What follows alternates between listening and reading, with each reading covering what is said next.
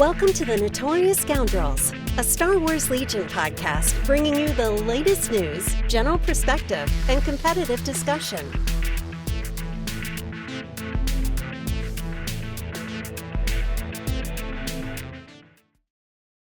Hello and welcome back to the Notorious Scoundrels podcast. I'm Kyle. I'm here, as usual, with Mike and Jay. What's up, gentlemen? Jay, you're so far away. Mike's been living at my house for the last 2 weeks in Scoundrels timeline, so this is different now. Yeah, you guys can't touch each other anymore. Yeah, it's probably for the best. Yeah. Okay. All right. Moving on. Hey, you got any housekeeping for us? Always. Hey, I'm going to keep talking about this. But yeah, if you guys want to hear more of us talking about what's going on over at the 5th Trooper, you can join us on our Patreon. Somebody recently reached out to me and said, hey, I heard you guys talking on Scoundrels about a Vader callus list, and where can I get After Dark? Well, good news, bucko. You can get it on our Patreon for really any dollar amount. If you just subscribe at any dollar amount to our Patreon, you get access to the After Dark podcast, which we try to do at least weekly. If we miss a week here and there, it's pretty rare, but we try to do it weekly. We go over list stuff. We talk about all the behind the scenes stuff at the 5th Trooper, what we're working on. We get, there's cool little like sneak peeks and glimpses, and it's cool. So if you could support us, it helps me keep all this stuff running, and it like getting Kyle a microphone so that he can talk on the podcast, or is that new? Not recently. No. Oh, okay. But it's one of the things we spent Patreon dollars on, so that Kyle could talk on the podcast. So it just supports us doing all this great stuff that we've been doing. If you think it's great, then go to Patreon and support us. And as an example for today, we're going to actually be talking about some stuff we've been working on. But everybody on our Patreon has known something about it for quite a while now. So you guys are going to get kind of, they've had bits and pieces of this for probably, I don't know, a month or so. And we're kind of telling the world today later in the show. So, that's just kind of, that will be a good example of some of the things that you might find in our behind the scenes portions of our Patreon section. It allows you to be like a little bit more involved in what we're doing, at an earlier stage, which is cool. And sometimes we ask questions of our Patreon members, like, hey, how should we do this, or what should we do here? And so you could definitely contribute in meaningful ways, and so that'll be cool.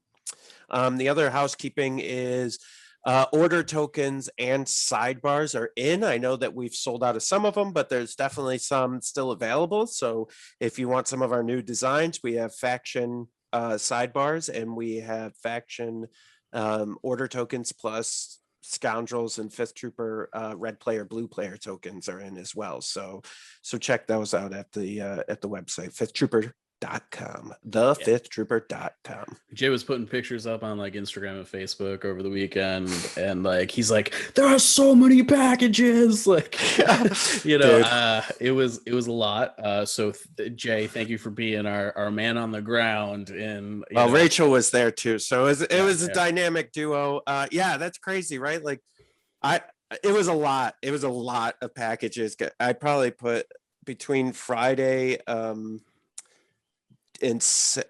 actually it was Thursday night and Friday, and a little bit Saturday. I think I probably put like at least 20 to 23 hours into like sorting and packing and like getting stuff together and out. And so both, we weren't expecting the order tokens to come in at the same time as the sidebars, but they did, so we took care of it.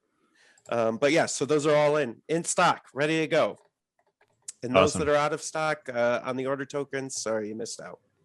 Yep.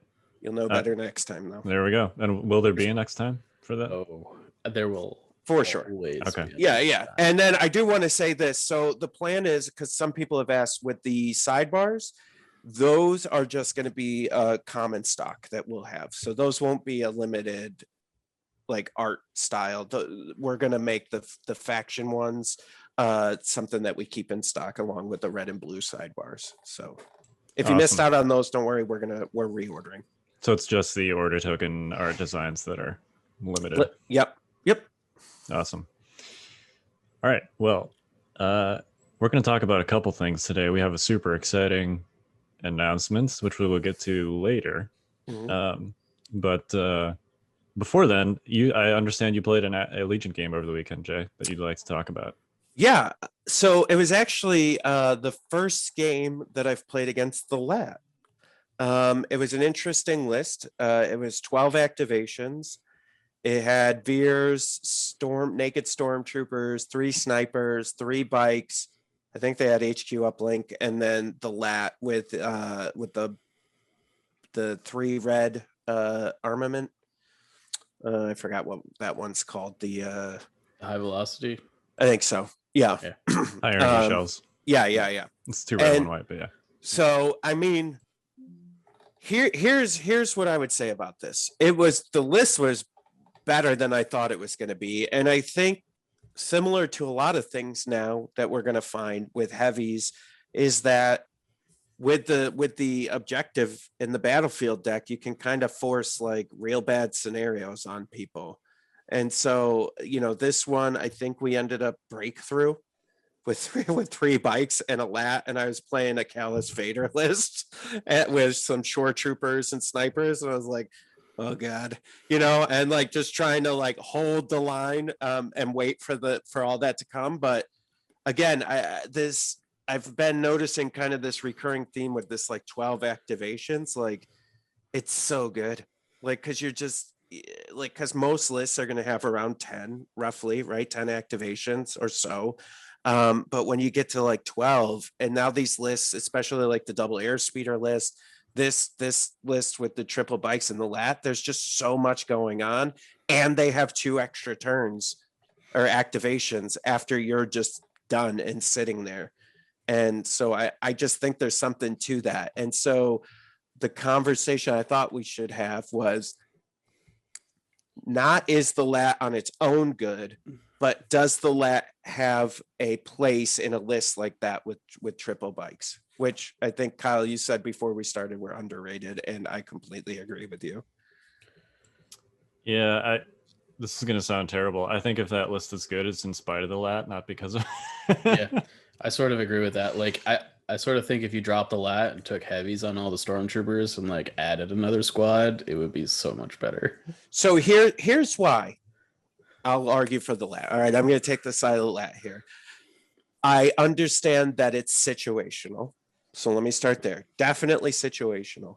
I would say it was really hard to try to focus when you have 3 bikes, 3 snipers coming down on you. And then the LAAT can just have a naked stormtrooper unit. And like, for instance, we're playing breakthrough and just like wait and then hover over and drop the stormtroopers. And now there's 2 more units in my deployment. The armor helps it a lot. This will tell you how much I don't know about the transport rules because we don't use them that often. Do you have to disembark to count for breakthrough? That is a great question. I think you do, but I'm not 1,000% sure on that. Okay. Yeah, I plan to read up very heavily on the new transport rules yeah. before Atlantic City this weekend. I genuinely don't know the answer to that. Yeah, I don't either. It seems like if you probably should count for breakthrough. I don't know. Yeah. So. Yeah. Okay.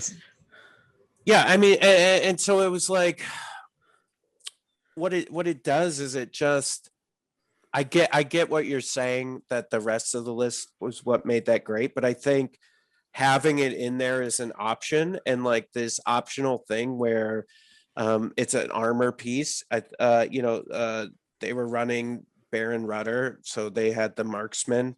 Sure. And they had high energy shells, so they were definitely tossing some dice and just making my life a living hell in certain aspects while doing all this other stuff with snipers and bikes and veers. And it was pretty intense. And the extra, just having that extra option, I think was good. And I liked that ability.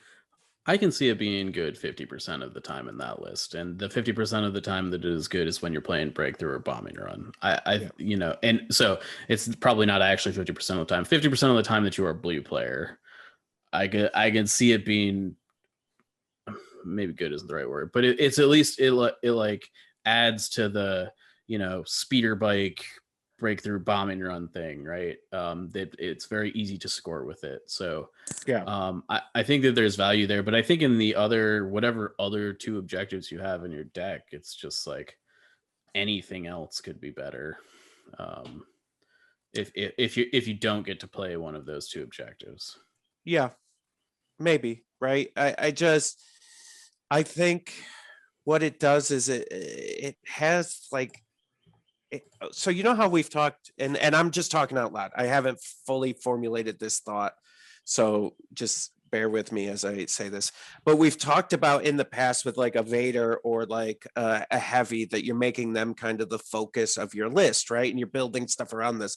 I felt with this list that there wasn't a focus. There was just a lot of stuff I had to deal with, and that almost made it harder to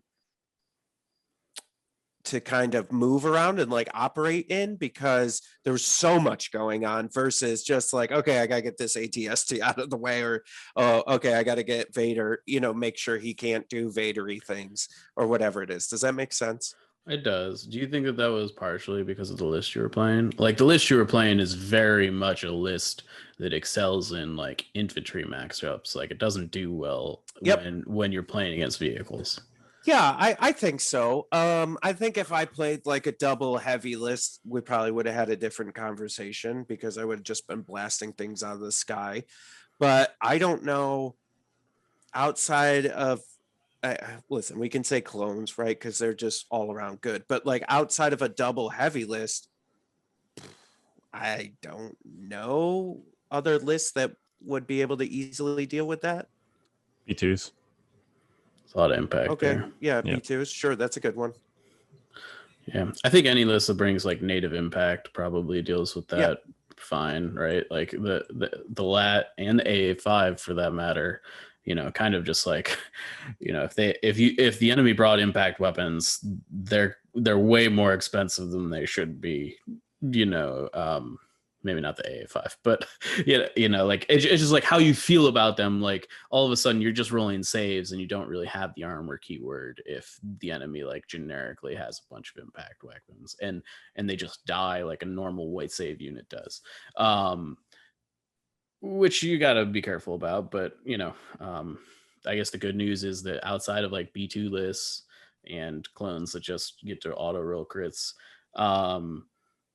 there's not a ton of lists that outside of like vehicles that run impact these days. So although I strongly think that's going to change. Well, I guess we'll talk about that in our next topic, but and there are I mean, T47s you didn't mention either. That's a popular rebel archetype right now, double T47s. I think we'll shred that list. Well, I guess I included that in the double heavy. Yeah. But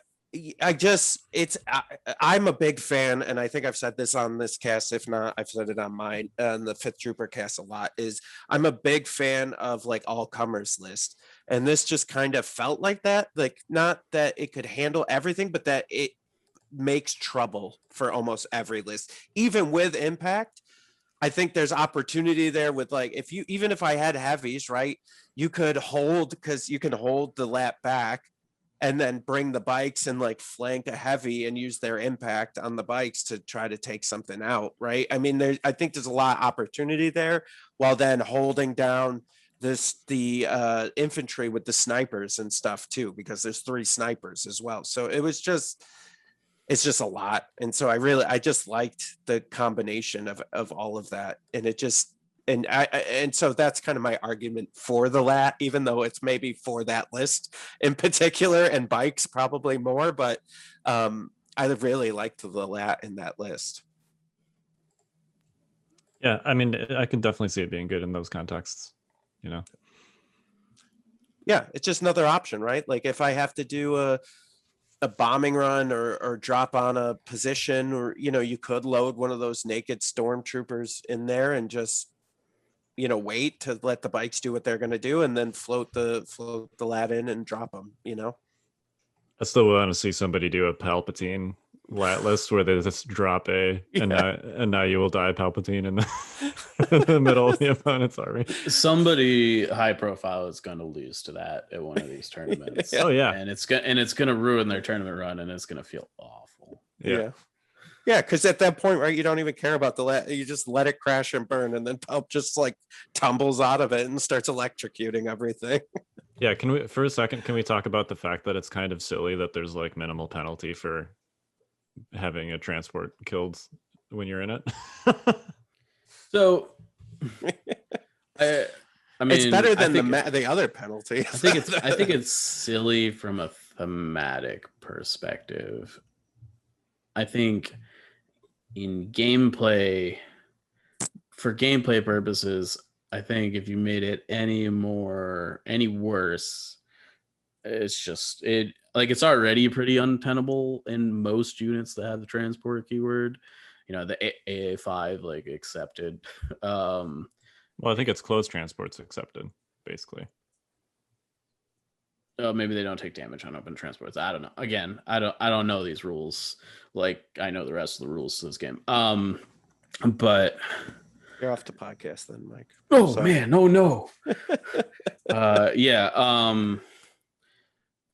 In any case, yeah. I mean, I think it's fine. Like you just take what, like a wound, and that's it. Yeah. It's just weird that you get like more actions when your transport gets destroyed than you do if you just disembark like of your own volition. Sure. Yeah, I mean, like maybe they should get like an immobilized token or something. I don't know. Yeah. Anyway, we'll see. If it's a problem, it'll get fixed. Oh yeah, right? Clearly that's like an easily fixable. You just change the transport rules. Yeah, right? Yeah. You don't even have to change any keywords or anything. Right. It's just it feels weird, like. Sure. Do I shoot this AA5 full of Wookiees and give the Wookiees more actions? Depends on how close it is. Well, right. What if they just power slide that thing right up on your dudes, in front of your dudes? Yeah. I mean, I'm really excited as more units come out and as things progress to see where the LAAT in the party bus like really fit and how they're going to be used in unique ways. So I'm just, as much as I know we were down on the LAAT, I'm just excited to see people putting it into lists and doing stuff with it that's unique. It would be nice if it was better than I think it's going to be. I mean, I hope that you're right. Yeah, and people are like, well, everyone's excited about the A5. Why isn't anyone excited about the LAAT?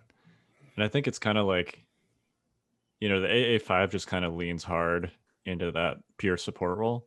Mm-hmm. And the LAAT is kind of trying to like do both the transport and the airspeed or gunship thing at the same time. And it's like, specialization is good in this game because then you're not paying points for something you're not using potentially. So that's the short answer. I sort of feel like the LAAT almost should have open transport. I think if it had open transport, the conversation might be different. Yeah, I wouldn't disagree with that. If you could throw, like a death trooper, or it had closed transport and you could just shoot out the sides of it. It may be like some sort of like middle ground between the two, right? Like it's got the doors open and the death troopers are just like pouring shots out the side. I think the conversation would be different. So yeah. Yeah, it's trying to be like a gunship and a transport at the same time. Yeah, and it's the A5's like, I'm just a transport. Hop in, get some aims. Here's some medic stuff. Well, that's the other thing. You're not paying for guns you're not using. I feel like, and I don't feel like, not that I feel like this is true, is that the AA5 just got a bunch of other like pilots and robots and all kinds of stuff that like the LAAT just didn't get, like, the LAAT got 3 pilots and a comms upgrade basically, right? Like, and it's like, okay. I mean, in fairness, like the AA5 is a unit type. Like, is it a heavy support unit? Yes. It is not a heavy support unit in the traditional sense, whereas the LAAT, Sure. the LAAT is, right? Like, Yeah. at least it's trying to be. But I think you're right. It probably just needed to pick a lane and just be in that lane. Like, I would have loved, I wanted them to put out the, what is it, the TIE Striker that was from Rogue One, right? Sure. That's, if they had just done that and done like a, not, I say this, the new T-47. If they had done the new, like a Empire version of the new T-47, that would have been a much different probably product, I think, overall, and we'd have a different conversation around it. Yeah. So anywho, but anyways, Yep. that was my experience. I enjoyed it. I thought it did better than I expected it to, and probably the list, but Yeah, and I think it will surprise some people in certain contexts. It's definitely a what's the spike? Is that the thing in the three archetypes? This is from Magic, right? Yeah. Or is this from something else? Spike, I'm pretty sure is competitive. I think this is a Timmy. Timmy. Okay. I always get him confused. Yeah. But it's the sort of like big home run play type. Yeah. There's going to be times where you drop Palpatine or a squad of snowtroopers or something on your opponent in a way that they're not expecting, and you just like win. And there's going to be other times where it just dies and you lose. Yeah. So. Yeah, well, and that's all heavies are like that, right? Like, you think you're good, and then all of a sudden you're not. Like this is how heavies are sometimes, right? So Yeah. All right. Speaking of heavies, should we talk? So Atlantic City Open is this weekend. Oh yeah, nice. Indeed. It's the first real convention tournament since the pandemic, I think. I don't think that's fair. There was one in, what's the one that was the other? There was a tournament in Texas. Yeah, was that not a convention tournament technically? I don't think so. I think it was just like a Legion tournament in a hotel. Oh. I don't think it was. Whereas It was Atlantic its City own is- convention, Kyle. Well, yeah. I mean, okay. It was a Why are you trying to take away what they had, Kyle? Was it because you weren't there? No, you're jealous. I am actually jealous. Yes. Yeah. But yeah, by the strict definition of a convention tournament, I think there needs to be like other, I don't know. Anyway, yes, Dallas Open was a thing. Trying That to put was a everybody decent-sized tournament. in a silo here, Kyle. Yeah. Yeah, Just he let likes us live. he likes rules. What Yeah, can just- we I say? do. Just I let have us to- I have live to- our best lives, Kyle. I don't know why. I have to organize everything, Jay. Yeah. So, All right. Kyle likes to live in a box. All I right, do. Fine. I like everything to be in boxes. Oh, good. Not me. We know. At least in my brain. Physically, my house is a mess. But anyway, I lost my train of thought. Atlantic City is this weekend. Whether you want to say it's the first Legion convention tournament or not, it is a tournament. Yep. Where there will be Legion, and it's this weekend. So, let's talk about it. What are your? So, I am going. I have not decided what I'm bringing yet.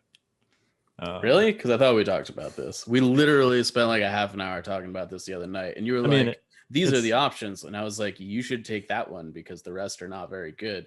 And you were like, oh, okay, yeah. And I'm not gonna like explicitly say what it is unless you do first, but like, I just because I don't want to like out you here, but like, I thought we made a decision together, Kyle. I never make a decision until I've actually submitted my list. Okay. Yeah, there's some stuff I've been trying in Team League that I'm really enjoying that was not one of those options. Sure. That's, I guess, fair. Anyway, and also I don't have everything fully painted yet for I'm still missing a few components. So this could be a situation where it comes down to like Wednesday and I'm like, I'm out of time. I just have to submit a list for stuff that I have fully painted. We'll see. If you want to play a bad list, I got a bunch of stormtroopers. I have stormtroopers too, but I appreciate it. You're welcome. And my stormtroopers are painted. Well, I mean, it's what, 2 colors? Yeah. And mine are 3. Thank you very much. Good for you, Mike. Thanks. Anyway, what do you think we'll see at Atlantic City? Yeah, I mean, so assuming people go meta, which if they don't, my opinions are useless. So if they go meta, I think we're gonna see AA5 rebels everywhere. I think a rebel list without the AA5 is probably not as good as one with it. I think clones should be playing Rexstar. I think Empire should endeavor to do what they can with what they've got. I don't know what you should bring. Maybe Iden triple ISF or something. And then I would expect to see at least a couple 13 activation stats, though I'm concerned about the time.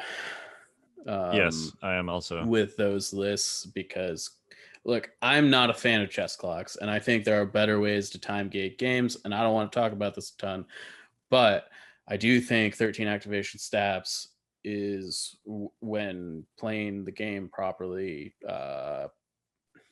poses some problems in real life setting. It's when the concept of shared time starts to fall apart a little bit. Yeah, because if you've got 13 activation stats and your opponent has a 10 activation list, you know, if you're each spending the same amount of time doing your activations, then the 13 activation list is getting 30% more time. Yeah, I mean, even that list that Jay was talking about earlier, it was like 12 activations, speeder bike, LAAT. Like it probably won't be 12 activations for long because it's Empire and it'll probably just get blown off the board or whatever. But Brittle. Sorry, Empire players.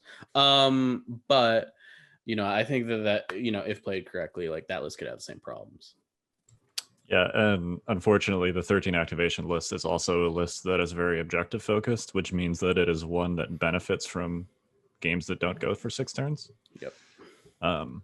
So yeah, I think you have sort of like a mutual alignment of both an incentive to not finish games and a high activation count, which makes that more likely. So yeah, and I think, I mean, I think you'll see some of those meta lists. I out of what is it, 64? I think total. Yeah, I don't know if it's filled. I think the last I saw for Friday was somewhere in the 20s, and then Saturday was also okay. So it'll probably be around 50. 50. Okay, let's call it 50. I would guess 10% of those, so 5 to 8 are going to be actual meta lists, and I think the rest are going to be people working stuff out. Yeah, maybe. I guess that's more in line with what we saw in, what was it, Dallas or wherever it was. Because there's nothing on the line besides winning, and your good name. There's no invites, there's no OP structure. It's just an event, just a bigger store tournament, basically, right, in Atlantic City. So I think a lot of people are going to go to that and say, hey, you know what? I'm not really going for an invite here. I'm going to have fun. It's my first tournament back. I'm going to play triple Dewback because why not, right? Like, I think we may see a lot of that. Are you going to play triple Dewback, Kyle? I don't own any Dewbacks, so I got plenty. If I were to play Empire, it would be Palpatine, probably. Man, yeah. I really wanted to take the Dewback rider out and put it in the lap, but they like put the legs right on the actual Dewback, and I had forgotten they did that. Do you know what I mean? So like the mold of the of the legs is right on the Dewback saddle instead of like a separate piece. I was like, no, this would have been perfect. Anyway, so sorry, side tangent. You're good. Yeah, I think you're definitely going to see Kyle. Kyle, you'll probably see 5 to 8 lists that are highly meta and there to win, and that's what they're there for. And then you're just going to see a bunch of dudes looking to have some fun, and probably a couple LAATs. I would guess at least 2 to 3 lists that have LAATs. I would be surprised if they weren't there. I mean, like, it's the new thing. People are going to try it for sure. Yeah. I do think that, like, I don't want to like skew people's opinions on what they should bring to this event, but I think if you're not packing impact, you probably should have been or should be, Yeah. I agree 100% with that. I think you're going to see a lot of double heavies from the Empire. You're going to see a lot of double air speeders. I don't think there will be a ton of double air speeders just because they're the same slots as the AA5. I do think there should be. I think double air speeder is still a good list that arguably is better than any no AA5 doubt list. I think there will probably be a lot of like 1-in-1. Like one I air could see speeder, that. one AA5. Yeah. Would be my bet, just because again, the AA5 is kind of like the new thing. And I Yeah. actually think, handy name tokens off to your airspeeder also isn't the worst thing to be doing, right? Let me ask you this. Besides Boba Fett, what unit do you think you won't see there? Cad Bane. Unit you won't see there. I'm not willing to put Boba Fett on that list, actually. I'm not as either. much as I don't think he's very good, I do think he's like the Empire unit that people are like, this is like Boba Fett. Yeah, that's fair. It's Boba Fett, right? Yeah, like, that's fair. That's fair. He's the most beloved Star Wars character that's not really a Star Wars character until Mando. All right, let me rephrase that. What unit don't you think it will be there that you think should be there? Besides double T-47s. Yeah. I feel pretty confident every unit that should be there will be there.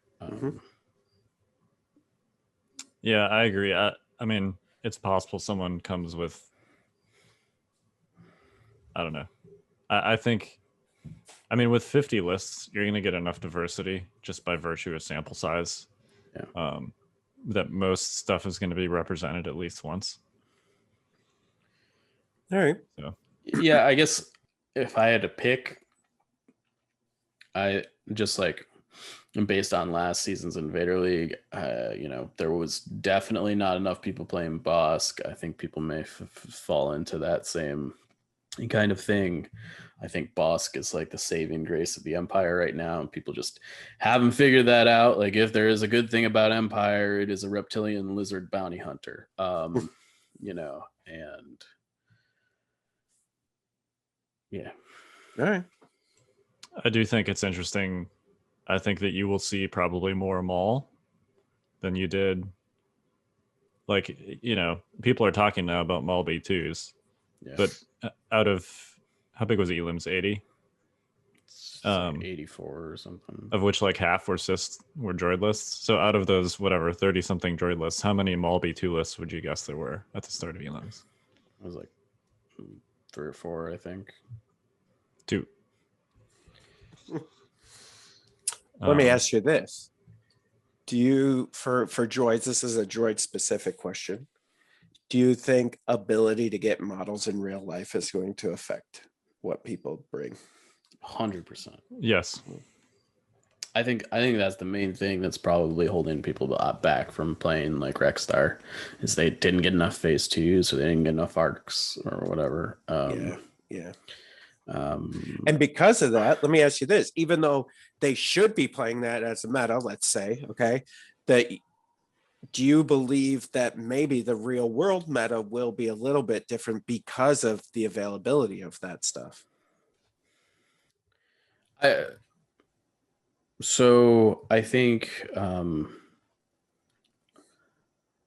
this is going to sound super biased, but I think unlike something like Invader League that is, like 3 months and has time for metas to develop, I'm not sure that like a snapshot of one event is a good enough judge of that. Okay. I do think like it's always a little different, but I don't think that's inherently because of distribution problems. Gotcha. Okay. Yeah, I agree. Like I've only got 2 phase 2s, but like if we were playing at Worlds, like I would find a way to get a third. Like I would borrow one or whatever. I got you, buddy. Do you need phase 2s? I got a box of them. Yeah, I know you do. I saw them. I'm never going to use them. I know. I almost asked you for them, but I decided not to. I'll send them to you tomorrow.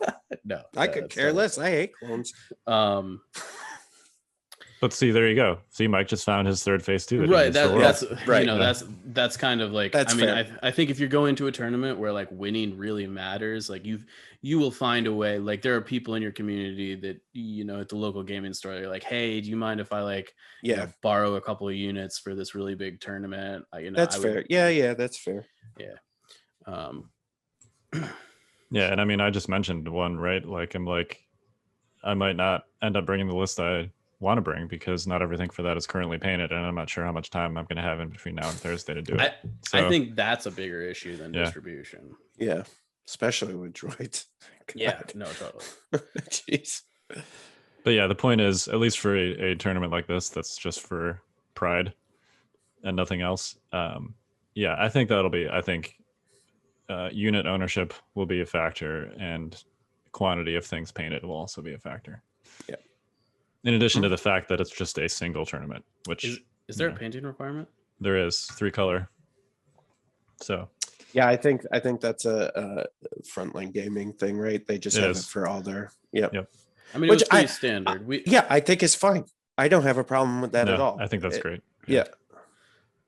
Yeah, it's okay. And I say this is why I say it.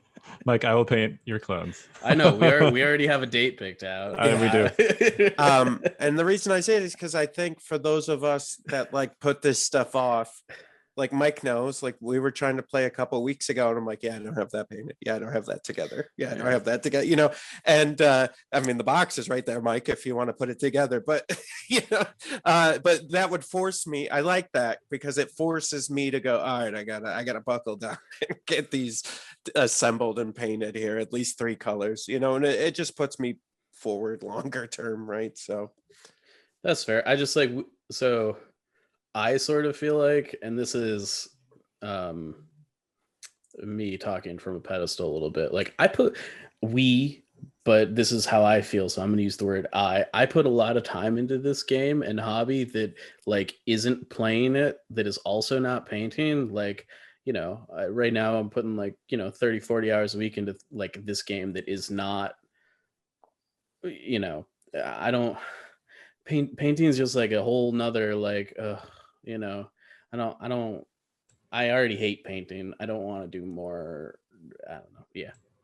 What I'm trying to say is it's a lot of hours to add onto already a lot of hours. Yeah. Cause it's not just painting and playing. It's a lot of other things too. And I enjoy everything else I do like a ton. Like I'm not complaining about it. I just like, you know, I have a lot of my time is already devoted to this game. I don't, yeah. Hi, that's Mike. how I feel about it. Hey, buddy, you be you. That's all. I am. That's just me. I also hate painting, so whatever. Well, I guess for everybody going, good luck. Just have fun. Like enjoy this. This is going to be great, right? I'm so looking forward to fumbling around with like actual range rulers and rolling real dice. Yeah. Me and Jay were playing the other week. We were actually playing what we're gonna be talking about next, and it was strange. It was a little bit strange. I was like, "Where'd my range ruler go? Where'd my move? Oh, it's on your side of the board." And like, it's not like that's a new problem. It's just like a problem I like haven't had to deal with in a while. Because clearly, you always have your range ruler on TTS, and you always have your movement tool on TTS. So, that was I couldn't control C, control V, my suppression that Mike was putting on me. Well, now they have hotkeys. You can just hit a number and it'll generate a token for you, Jay. Oh, that's awesome. That's how much I use TTS. Yeah. I just want to hover my hand over my model and just like have it spawn a token at will. No trays needed for tokens. Speaking of, maybe this would be a good time super briefly to just like hit tournament recommendations, and I can do this in 30 seconds. Okay. If you're going to Atlantic City, please have trays for your tokens. Yep. Please have your dudes on some kind of tray and not in foam. And wear comfortable shoes. Yeah. Drink lots of water. Drink lots of water. That too. Bring some Cliff Bars. There and you go. if you didn't, ask Kyle, because he's undoubtedly packing I will a have couple some. extra. Yeah. Yes. Snacks. I usually get water. like a giant box before I go. No. Here's my recommendation. I always tell people, you're going to look at the schedule and you think you're going to have time for meals. You're not going to have as much time as you think you have. Nope. So either plan to have a meal quick or have snacks on you, because lunch is just going to be a mess. Yep, definitely bring snacks. Yep. All right, that's it. Cool. All right, should we talk about the thing? We should talk about the thing. But hot dang, I'm so excited. Let's do this. I'm so excited. All right, gentlemen, what's this thing? And that's how we get pulled off of YouTube right there.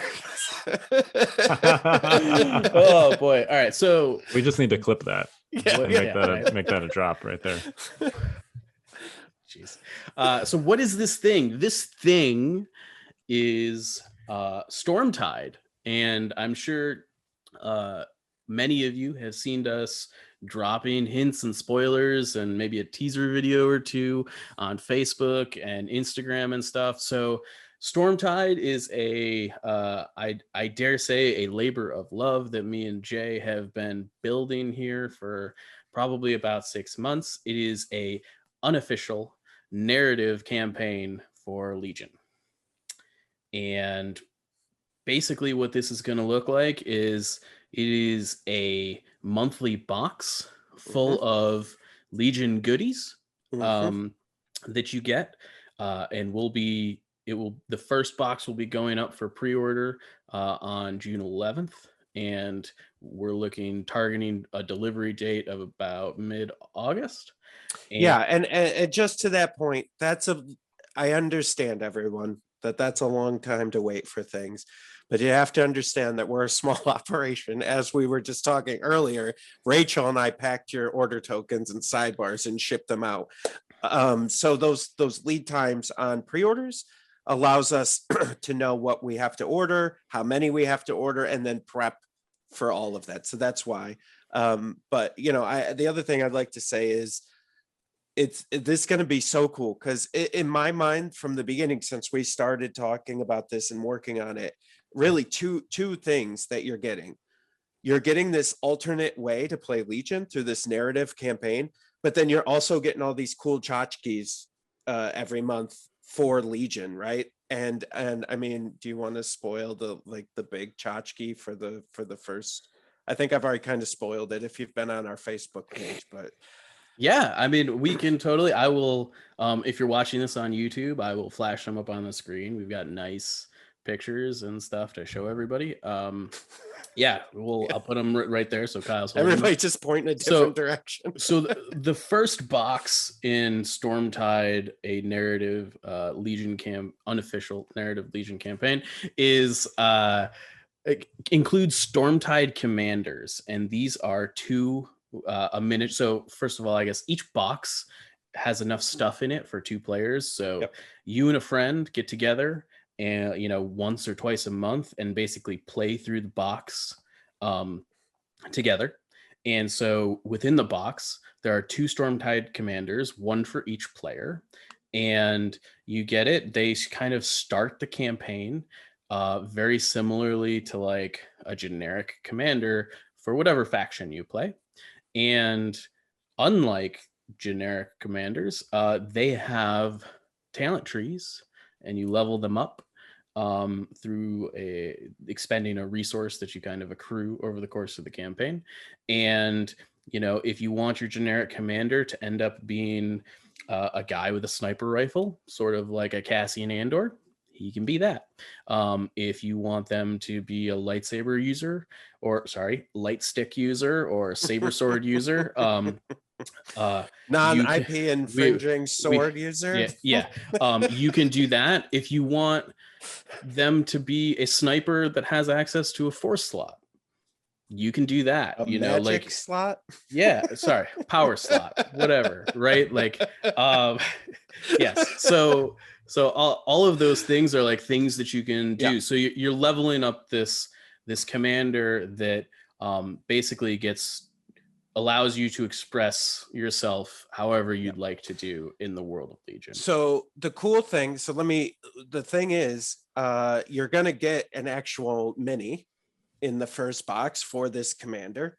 You're going to get the unit card for this commander. And then the stuff that Mike's describing kind of works like an RPG a little bit. And so your commander is like you personified on the battlefield in Legion, is that, you know, you get to name them, where they come from, all this stuff, and then build their skills and how you want them to be. And so what we tried to do with this narrative is really allow you not only to play through the narrative, but to have an effect on how your narrative plays. And Mike always likes saying that ideally, and we really believe this, that no two people will have the same kind of experience because of how the RPG element of the commander works and how some of the decisions work throughout the campaigns. Yeah, I mean, we've designed this to be very just unique in that everybody's army is going to be unique to them, right? So the Stormtide commander is one way that your battle force is going to be unique, but another way it's going to be unique is that at the beginning of the campaign, you're also going to get to pick like a force organization roster that is like unique to you, in a very similar kind of way to the commander, you know. And so like one of them we talked about on our Patreon a couple of weeks ago is basically a vehicle heavy support or focused organization chart where you're very rewarded for taking vehicles. And so each one of these, we call them, I think, divisions in Stormtide, you pick one at the beginning of the campaign, have their own generic command cards that go with them. So basically how you should think about it is you are on a ship and basically these are the units that were on the ship with you when this narrative starts. And so when you're building your roster, your division, you're putting all these units and upgrades and everything on this ship, and that's what you're going to have access to start the game, the narrative. Yeah. So basically you get to pick a handcrafted army based on one of these force org charts that you pick that gives you a bunch of command cards that do sweet stuff. We're going to spoil one in a minute. You get to tailor it even further with a Stormtide commander that you then get to spec out how you'd like. You can, basically use whatever faction you'd like. You can use official factions, you can use homebrew factions. Like, we're totally cool with that. You should definitely work that out with whoever you're playing with on what they're cool with and what they're not cool with, right? We've also sort of talked about maybe the potential down the line of, official events and stuff like that, where maybe, homebrew content probably wouldn't be a thing you could bring because clearly we can't balance that. But overall, you're going to handcraft this. And then once you're done handcrafting your army and your commander, there's going to be a sealed envelope that neither of you knows like what is coming next. And you're going to open it. And the narrative for Stormtide is going to start and it's going to unfold. And basically, you're never going to know what's next because it's always in a sealed envelope and it will always be kind of a surprise. So an envelope, might have a mission in it with objective deployment and condition cards and all sorts of other stuff that allows you to play through that mission, but you're not going to know about it until you pop that thing open and you're like, whoa, this is what's going on. Yeah. And like, this is the situation. And through the list that you crafted at the beginning, you're going to have to tackle these objectives and with what you've got. You got to work with what you've got, and you're gonna find stuff over the course of Stormtide where you maybe find some upgrades or whatever. I'm not going to tell you exactly what you find. I know. We do know. Trust us. We know. So yeah, you're just going to continue going. So every box is going to have basically 2 scenarios in it that you'll play through. They'll both be sealed, and each month you'll get a new box of Stormtide, and it'll have two new cool things and maybe some other stuff in it that allows you to customize, craft, continue the narrative as you progress through the campaign.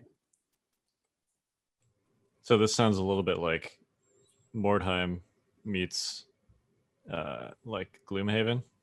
Yeah, I mean, as far as like, Yeah. it's very much kind of built out of the idea of kind of, like, this is my team, right? Like these are my guys. I put them together. I named them all. They have backstories, right? This is definitely like, I've always felt Legion was kind of missing this aspect of like marrying the hobby to the game. Like, don't get me wrong, I hate painting things, but I love the idea of having like a narrative backstory for your dudes. And I've always felt like Legion has had a difficult time having like that. Like in Warhammer, you've got like a Space Marine commander and like they're super cool and like you can kit them out with all this stuff and they kind of feel like you or whatever character you're trying to personify on the battlefield. And I always felt Legion was kind of missing that. And this to some extent was born out of an answer to that. But it's also very much a narrative campaign that you play through. I mean, it's a little bit more structured, I think, than Mordheim or any of that, in as far as like there's a story being told as opposed to like you're just, because I think in Mordheim you kind of played like one-off games, right? And you like through your battle company. So it's got a persistent continuation with like the experience and the upgrades and stuff, but there's no like guiding story. Right. And that's, I think really for me, that's been the biggest thing, is the compelling you to move forward and to play that next game, whether it's in the box that you're in now or waiting for next month's box to come and continuing that story. The other really neat thing that we're doing is you and your buddy or friend or family or whomever you're playing with will have opportunities to kind of mold the overall narrative for everyone, because what we're going to do is basically, once you complete one of these missions, let's call them, that you'll have an opportunity to report what happened on our website. And so you'll be able to submit what happened in your game. You can give us your commander's name. You can give us everything that happened. And we're talking about having like leaderboards. So maybe your commander gets up on the leaderboard. Maybe what happened in your matches, because your commander's one of the leaders, affects the world that we're creating here.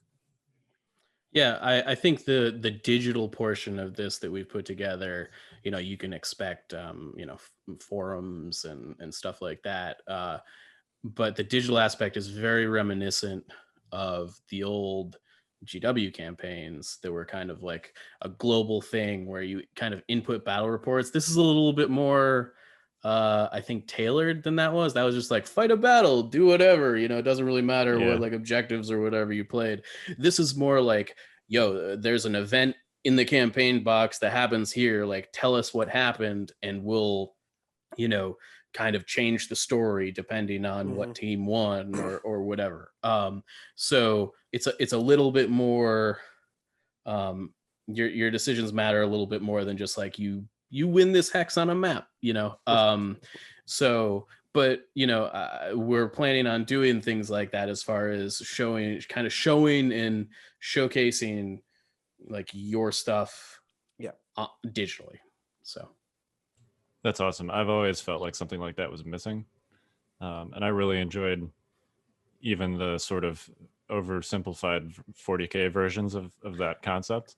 I did too. I loved it. Like those were enough, but I think what we've tried to do here is kind of take that sort of idea and kind of level up a little bit. Clearly those were also free. So these boxes that are being shipped to you are not free. You do have to pay for them. I promise you'll get your money's worth. Yes, 100%. So each box, monthly box, is $30. It is for two people, so it's basically $15 a person per month. It's like a World of Warcraft subscription or whatever else you play, and plus shipping.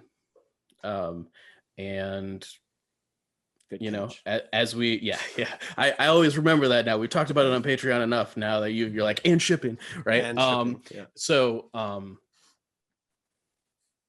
you know, I think depending on how big this gets and how many of these we sell, you know, we can definitely do different things with this down the line. You know, Jay and I have definitely been like, the reason we have a, you know, like a 2-month lag time on kind of pre-orders in the first box is because we're not really sure. You know, and I'm sort of expecting this to be a big deal. We'd love to hear your thoughts and comments. You know, Jay, is there anything else you want to kind of talk about? I mean, you spent so much time on the art. Yeah. You know, I mean, well, that's, yeah. I mean, you know, Mike was talking a lot about like functionally how it's going to work, and Mike spent a lot of time on the development side, like making sure that, you know, really Legion is the core rule set, right, that we're using, and then we're kind of creating our own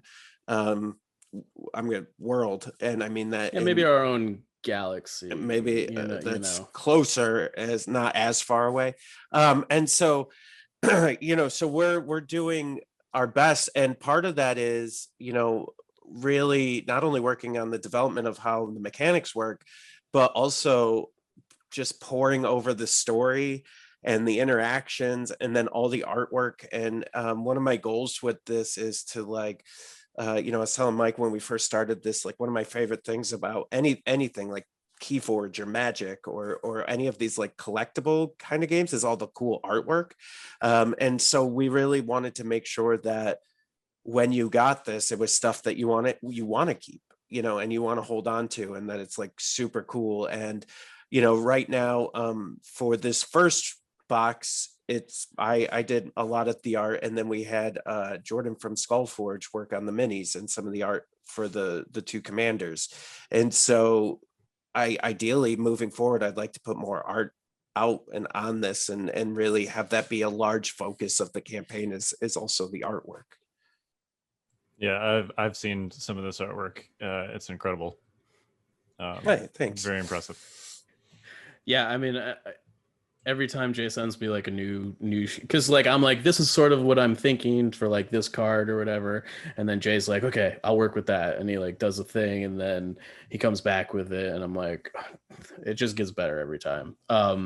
So why don't we just like toss, so we're gonna spoil a bunch of stuff up until the release, basically.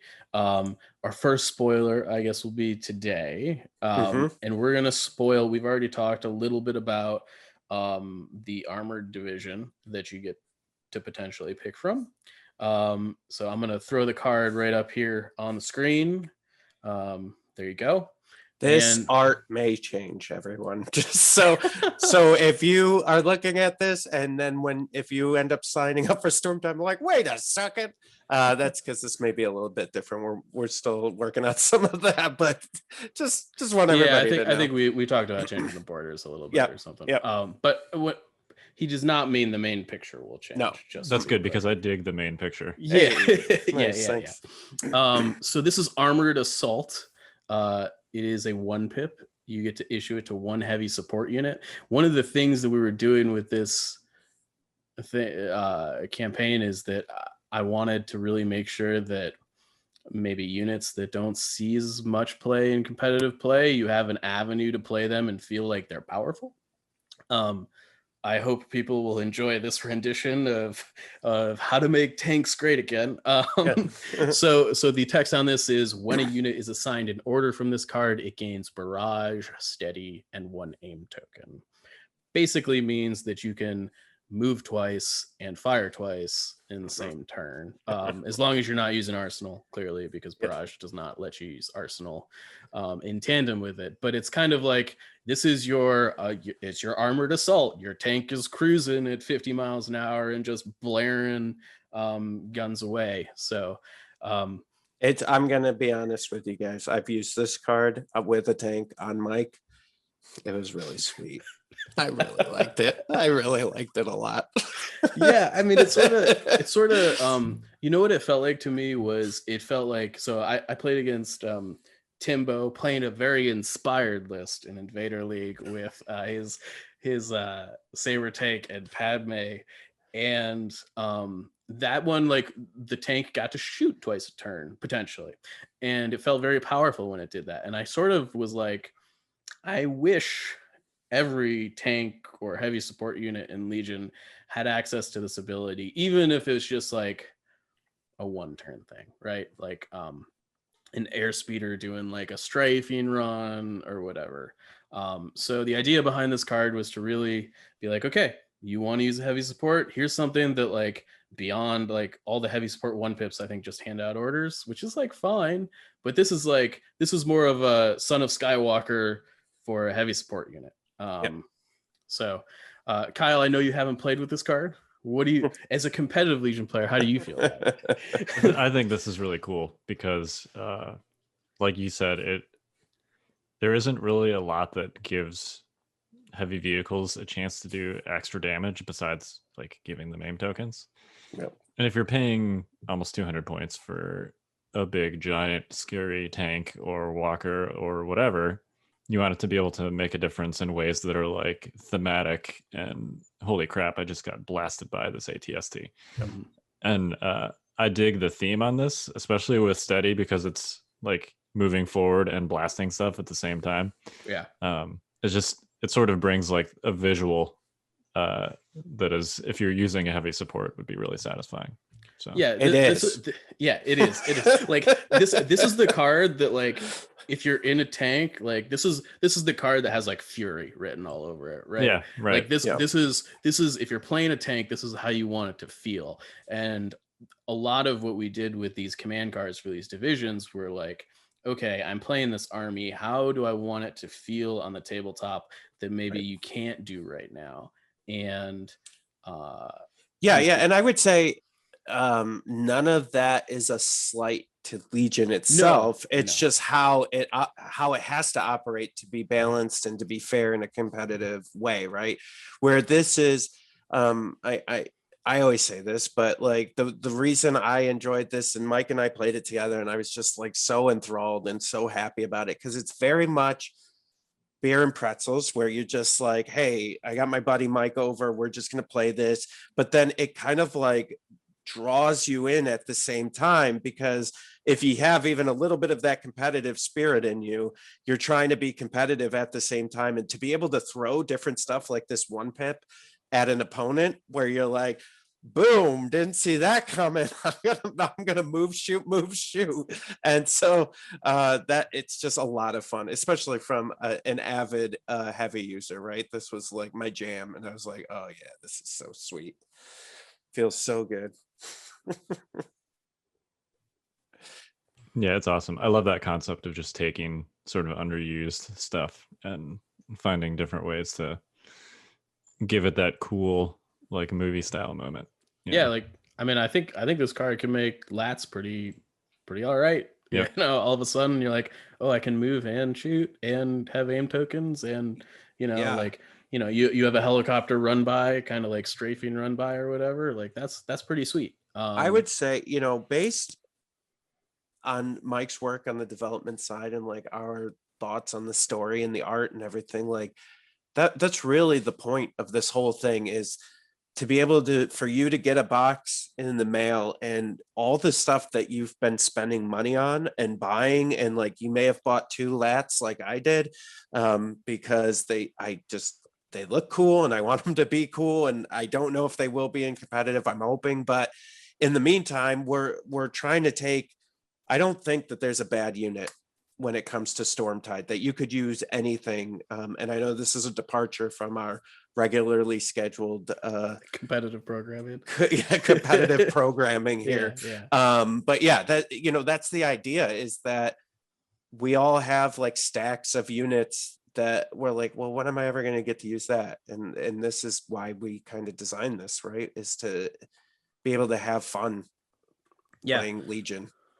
We're crafting a narrative where we drop you in kind of a new world, and feel free to use any named characters from the old world that you would so choose. If you want to have a sweet Force user from The Mandalorian, go for it, and take him alongside your Stormtide commander and have at it. But it's definitely not a necessity.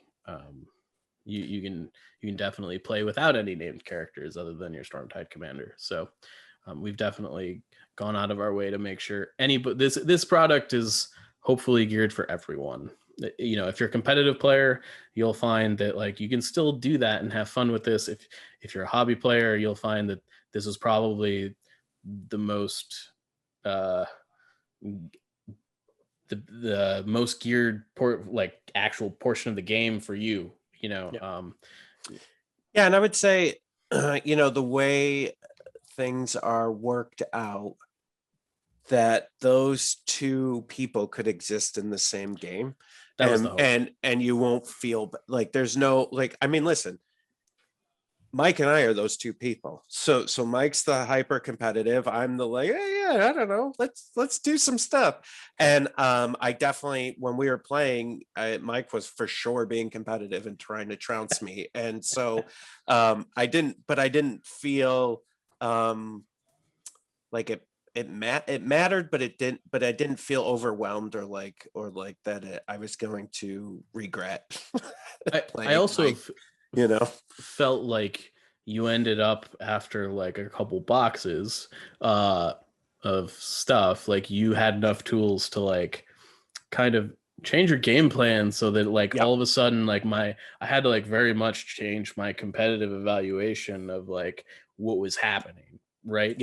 And so and that's a great point. Like when you guys start playing this, I would say that if you feel like you are in the negative column for maybe a couple of these like blind envelopes, just wait, because it's going to bounce back. There's definitely a system in place that allows you to roll back to the top, and there's going to be this very much like back and forth between you and your friend, which is exciting. Awesome. Well, I'm really looking forward to it. Me too, Kyle. Yeah, I mean, it's we put a lot of time and effort into this. I hope the community loves it. We would love to hear your comments. So we haven't even mentioned this yet, but the website for kind of registering for the pre-registration, I guess, is stormtide.thefifthtrooper.com. You can go on there today. You'll see a big countdown that is counting down to when the actual website goes live and pre-orders go live, which will be on the 11th, which is Friday. This will probably go out Tuesday or Wednesday. And so you'll have a couple days you can sign up on there for notifications presently. Awesome. It's going to be, so you can get the notifications are basically going to be telling you, listen, I'm going to send you some fun stuff, maybe some more teasers if you sign up, and then we'll definitely let you know when it's live. We'll send that email out so that you can be one of the first ones to subscribe. So it's going to be good. It's going to be exciting. I can't wait. Yeah, there's a lot of cool stuff we've got in store. So hope everybody enjoys it. Leave us some comments about how you feel about it, what you're thinking. Would love to hear them. We have our Patreon members feedback, and it's pretty much been like, woo, this is awesome. So we hope you feel that way too. Awesome. All right, any final thoughts? Be on the lookout for more spoilers in maybe other content creators content across the Legionverse. I imagine that this is not the only place you'll hear about this week, if I had to guess. So be on the lookout. And when he says guess, he doesn't mean guess at all. You will hear about it in other places. Yes. Yeah. All right. Well, gentlemen, we are the Notorious Scoundrels. I'm Kyle. I'm Mike. And I am Jay.